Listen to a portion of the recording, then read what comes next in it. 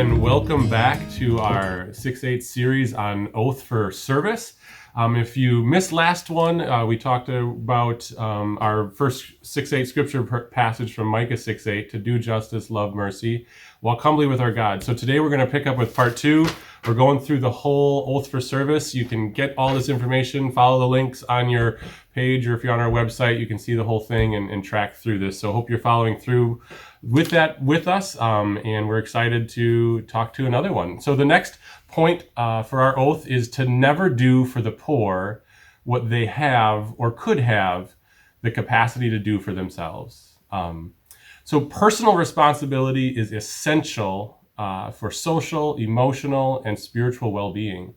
In other words, if you do the opposite, right? So to do for others what they have the ability to do, over time, if they have the ability to do it themselves, over time it just disempowers them.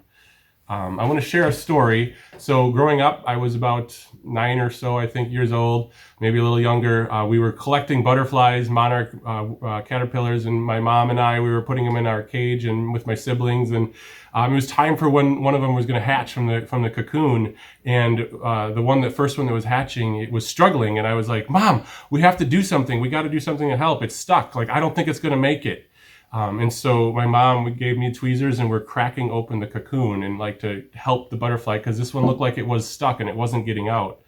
Well, what ended up happening, we got the butterfly out, but the wing never formed. It was never able to fly, right? So we had to continue to feed this butterfly until it died, and it never flew.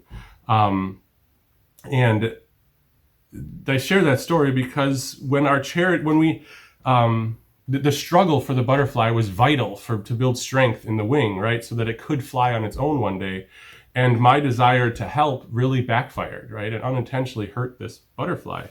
So when our charity never asks for anything in return, or never asks for anything from the person that we're helping, that's receiving, we subconsciously convey a message that we don't think they have anything to offer. We unintentionally take their dignity away, leaving them to believe that they're worthless or that they're just a charity case. And so we have to find ways to invite one that we seek to help to actively participate in their own welfare. We invite them to believe what we know to be true and what they may have a hard time believing, even at believing or seeing in themselves, that they have value. That they can make a difference in their life. And so we have to find a way to invite them into the participation of their own welfare, their own well-being. So what are we left to do, right? If we can't do it for them, what can we do? And so we can encourage, we can coach, we can be an ally, we can advocate for them, we can be a friend, and to walk along with them. As you can see, non-toxic charity gets messier and dirtier, and it's a lot harder than just handing out. And that's the work of non-toxic charity, right? Or the oath that we are taking here at 6-8. But never, the goal is what we can do is all those good things, but never take away the privilege of the struggling butterfly, if you will. That was a privilege that butterfly needed to do and to work through it. And sometimes it's hard to watch when you just want to reach down and make that hurting stop and go away. But it's there for a good reason. This struggle is necessary for self-sufficiency. And that's really the goal that we should have with all of our help, all of our charity, is to help the person reach self-sufficiency. It's about us noticing the potential that somebody has and helping them build capacity.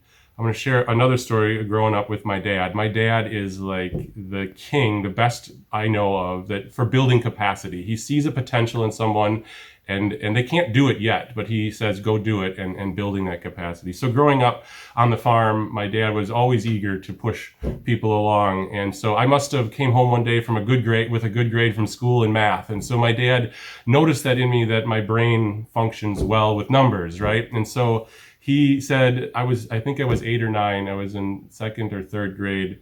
And he said, here's the farm checkbook. This is how you balance a checkbook. Here's the bank statement, right? And this is how you balance. You look at it and you check it off, and then you balance and make sure the numbers meet. And so he handed me the farm checkbook when I was 8 years old, and I loved it. I couldn't at the time, but by the time I worked all the way through high school, that was my job to handle the accounting for the farm. And that built in me just a grow in this desire and to be able to do that. In addition to, I want to share another example of my dad worked. Again, I was 9 years old this summer, and it was time to rake hay, right? And I have never driven a tractor by myself, but we got on the 574 International tractor, and he put me out in the field, and it was a long, hay strip, and he pointed me in the direction. He said, "This is how you steer. This is how the clutch, the brake, this is how you make it go faster or slower." And then I was too small. I couldn't even really put the foot on the clutch to stop the tractor or shift gears. But he says, when you get to the end of the field, you just turn around and come back, and you just do that till the field's done. And he let me go, and I didn't run into a tree that day. I have run into trees before that or after that. And then he said, when you get to the end of the field, all you have to do is turn this lever, switch it off, and the tractor should shut off, and then walk back to the house. So I obviously at my age didn't have the ability to do this, but my dad saw in me the potential to do that. And because of that, I became, a better tractor driver and help on the farm that way. And my dad gives that example. I share that with you because he always expects more and he doesn't expect less when he's trying to help somebody. And I think that's a lesson we can take with our charity, that expecting more and not less from those that we're trying to help, and it will build that capacity with that. And so that's the oath for today, to never to do something for the poor that we're trying to help that they can or have the capacity to do themselves.